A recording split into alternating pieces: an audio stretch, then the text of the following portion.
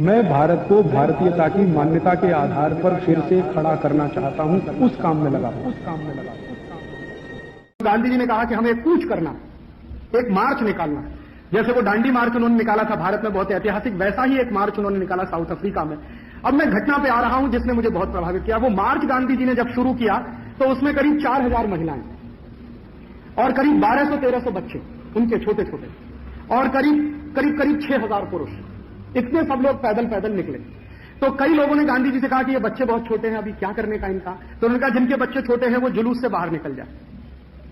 तो बहुत सारे लोगों के मन में आया कि अभी गांधी जी हमको बाहर निकालते हैं। तो उन्होंने कहा कि जुलूस में रहते हुए आपके बच्चे मर जाएं तो मान लेना कि देश की आजादी के लिए आपने उनको दान दे दिया।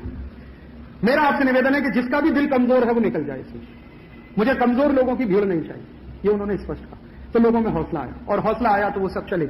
उसी जुलूस में कुछ अंग्रेज भी शामिल थे जो गांधी जी की जासूसी के लिए रखे गए अंग्रेज सरकार की तरफ, और उनकी पूरी रिपोर्टिंग वो लंदन करते थे कि आज जुलूस ने क्या किया। वो पैदल चलते थे एक जगह से दूसरे जगह जाकर और लोगों को इकट्ठा करते जाते थे। तो जो अंग्रेजों ने रिपोर्टिंग किया है उसमें से एक अंग्रेज ऑफिसर था जो उनकी इंटेलिजेंस की टीम का मुख्य अधिकारी था। उसने गांधी जी के जुलूस के बारे में एक वाक्य लिखा, वो मैं आपको सुनाना चाहता हूं।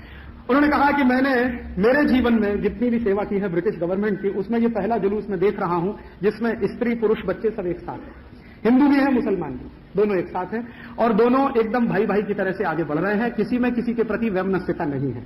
हाँ, जो एक अच्छी बात है जो मैं देख रहा हूं वो ये कि ये जुलूस करीब 15-17 दिन चला पैदल पैदल। तो होता क्या था कि रात हो जाती थी तो कोई भी मैदान में सब सो जाते थे, और दिन में कुछ थोड़ा बहुत भोजन बना के करते थे, फिर रात में मैदान में सोते थे, अगले दिन फिर मैदान से चलते थे दूसरे गांव में, दूसरे गांव से तीसरे गांव। तो हर एक रात करीब ऐसी 15 रातें बीती जिसमें स्त्री पुरुष बच्चे सब एक साथ सोए। जो अंग्रेजी अधिकारी था उसने कहा कि इस जुलूस के दौरान एक भी दुर्घटना नहीं हुई।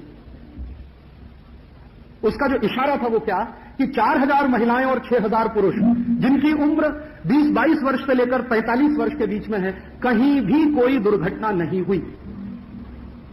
और उसने जब अपनी रिपोर्ट भेजी ब्रिटिश पार्लियामेंट को तो उस रिपोर्ट में उसने लिखा कि जिस आदमी की उपस्थिति मात्र से लोगों के मन में नैतिकता का संचार होने लगता है, वासना पैदा नहीं होती।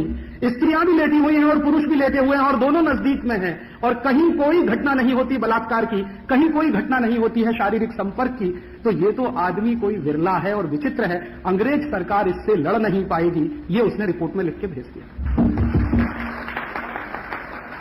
तो मुझे उस रिपोर्ट का एक वाक्य हमेशा मेरे मन में रहता है कि जिस आदमी की उपस्थिति मात्र से नैतिकता का इतना उच्च स्तर लोगों में आ जाता हो कि 4000 स्त्रियां और 6000 पुरुष बिना किसी दुर्घटना के एक गांव से दूसरा, दूसरे से तीसरा, और 15-17 दिन लगातार चल के चले जाते हों और अंग्रेज सरकार को सरेंडर करने के लिए मजबूर करते हों, वो आदमी तो कोई बिरला ही हो सकता है। तो बाद में जब उनको महात्मा कहा, सबसे पहली बार उनको महात्मा कहा सुभाष चंद्र बोस ने। तो सुभाष चंद्र बोस से जब पूछा गया कि आपने इनको महात्मा क्यों कहा, मोहनदास करमचंद गांधी से एक दिन सुभाष चंद्र बोस ने उनको महात्मा गांधी बना दिया।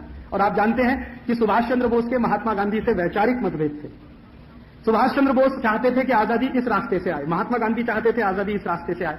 सुभाष चंद्र बोस का रास्ता यह था कि भयंकर हिंसा करनी हो तो हिंसा करें, अंग्रेजों के साथ छल कपट करना हो तो छल कपट करें, हथियार चलाने हो तो हथियार चलाएं, कहीं विदेशों से मदद लानी हो भारत की आजादी के लिए तो वो भी लेके आए।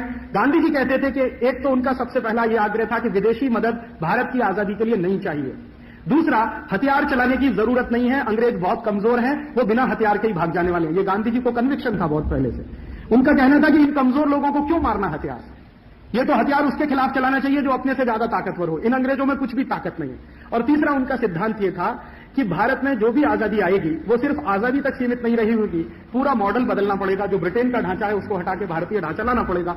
तो इन मुद्दों पर महात्मा गांधी और सुभाष चंद्र बोस में काफी कुछ मतभेद थे, लेकिन उन मतभेदों के बावजूद पहले नेता थे सुभाष चंद्र बोस जिन्होंने मोहनदास करमचंद गांधी को महात्मा बनाया।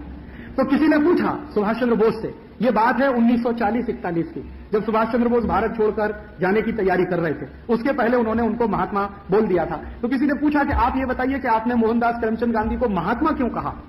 उनके बहुत सारे कार्यकर्ता उनसे नाराज थे सुभाष चंद्र बोस से। तो सुभाष चंद्र बोस ने कहा कि आपकी नाराजगी मैं समझ सकता हूं, महात्मा गांधी हमारे विचार से कुछ अलग विचार वाले हैं, हमारे उनके विचारों में काफी भिन्नता है, हमारी उनकी मत भिन्नता है, लेकिन मन भिन्नता नहीं है।